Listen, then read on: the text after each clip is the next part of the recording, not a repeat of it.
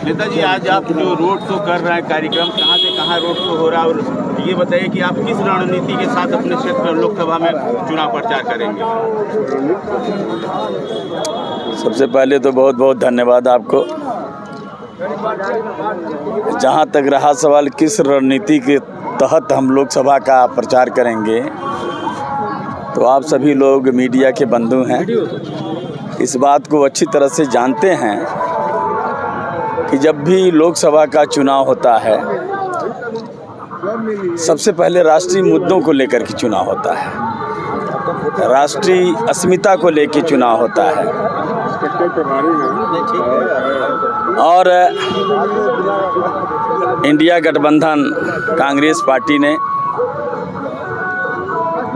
अपना पहचान, अपना निशान,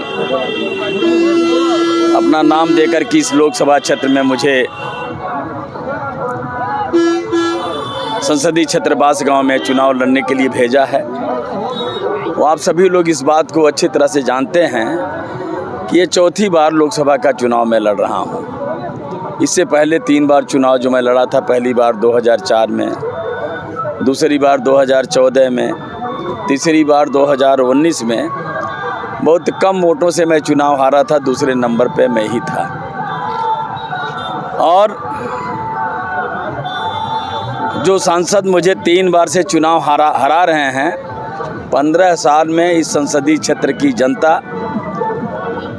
उनके कार्य व्यवहार को जान रही है कि 15 साल में अगर उन्होंने ध्यान दिया है तो अपने बिजनेस कारोबार पे ध्यान दिया है।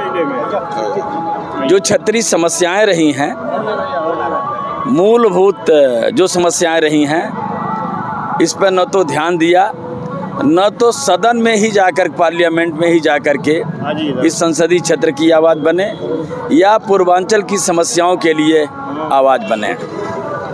नेताजी, एक सवाल और है कि जैसे भारतीय जनता पार्टी जहां एक तरफ कह रही है कि इस बार 400 पार, तो आपका गठबंधन हुआ है, आपका क्या नारा रहेगा?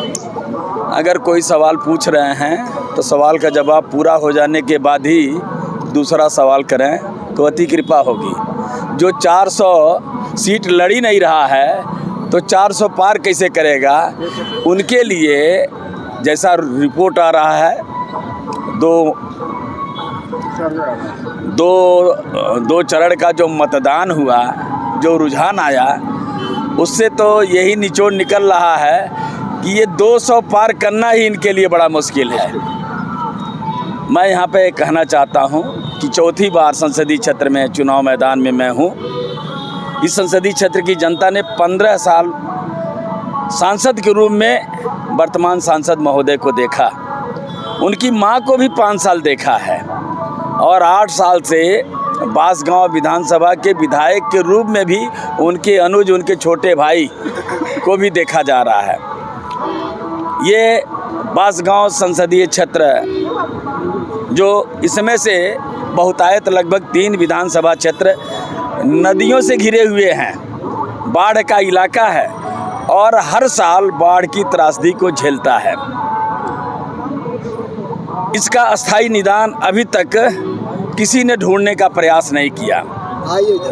राष्ट्रीय राजमार्ग जो राम जानकी मार्ग है, जो संसदीय क्षेत्र की सीमा में सिकरीगंज, उरुआ, गोला, बड़हलगंज, पटना, पौहरिया और कपरवार मैल होते हुए जो आगे बढ़ता है संसदीय क्षेत्र की सीमा में, ये राष्ट्रीय राजमार्ग होने के बावजूद भी राम जानकी मार्ग की बहुत बुरी हालत है। सर्विस रोड की बड़ी बुरी हालत है। और यहीं तक नहीं, गोरखपुर से बनारस का जो राष्ट्रीय राजमार्ग है 12 सालों से बन रहा है, मात्र 260 किलोमीटर की दूरी, जबकि 5 साल में बिल्कुल बन के तैयार हो जाना चाहिए। और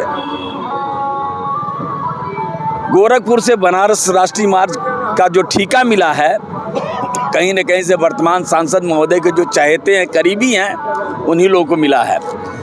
राष्ट्रीय राजमार्ग पे ओवरब्रिज पर नहीं ध्यान दिया गया, जहां होना चाहिए वहां नहीं निर्माण हुआ, जहां नहीं होना चाहिए वहां हुआ। अंडरपास का ध्यान नहीं दिया गया, सर्विस रोड पर नहीं ध्यान दिया गया, और सर्विस रोड जो निकाला गया है बुरी हालत में है, आज भी चलने लायक नहीं है। जमीन का मुआवजा ठीक नहीं देते और हैं। जो शहरी क्षेत्र के किनारे के इलाके हैं, ज़मीन जो है किसानों की, एक तो छोटे मध्यम श्रेणी के किसान हैं, थोड़ा घना उनके पास ज़मीन होती है, उनकी ज़मीन को औने पौने दाम पे लेने का काम कर रहे हैं। काम हो रहा है। और इस त्रासदी को जो शहरी क्षेत्र के 20 किलोमीटर के दायरे के अंदर के जो किसान हैं वो बहुत बुरी तरह से पीड़ित हैं, घायल हैं। धुरियापार का शुगर मिल बनने के बाद मात्र 1 साल ही पेराई हुआ, उसके बाद जो वर्तमान में प्रदेश और केंद्र की सरकार है, गन्ने की पेराई न करके राजनीति की पेराई कर रही है। सरदार नगर का शुगर मिल लंबे समय से बंद पड़ा हुआ है, लेकिन इस पे किसी का ध्यान नहीं जा रहा है। बाढ़ प्रभावित गांव का कोई अस्थाई इस समस्या का कोई अस्थाई हल नहीं निकाला जा रहा है। मैं आपको भरोसा दिलाना चाहता हूं, यहाँ का भागलपुर का पुल 2 साल से बंद है। अभी माननीय पक्का पुल। बिल्कुल ठीक है, अभी माननीय विधायक जी भी इस बात की ओर ध्यान दिला रहे हैं कि भागलपुर का जो पक्का पुल है 2 साल से अधूरा है, खराब है, उस पर किसी का ध्यान नहीं पहुंचा। मैं आपको बताना चाहता हूं, ये जितनी भी क्षेत्रीय समस्याएं हैं, इस क्षेत्र की जनता ने 3 बार सांसद के रूप में वर्तमान सांसद महोदय को देख लिया, उनकी मां को भी 5 साल देख लिया, और मुझे 3 बार हारते हुए भी देख लिया। चौथी बार मैं इस क्षेत्र में लोकसभा चुनाव के मैदान में हूं। इंडिया गठबंधन ने, कांग्रेस पार्टी ने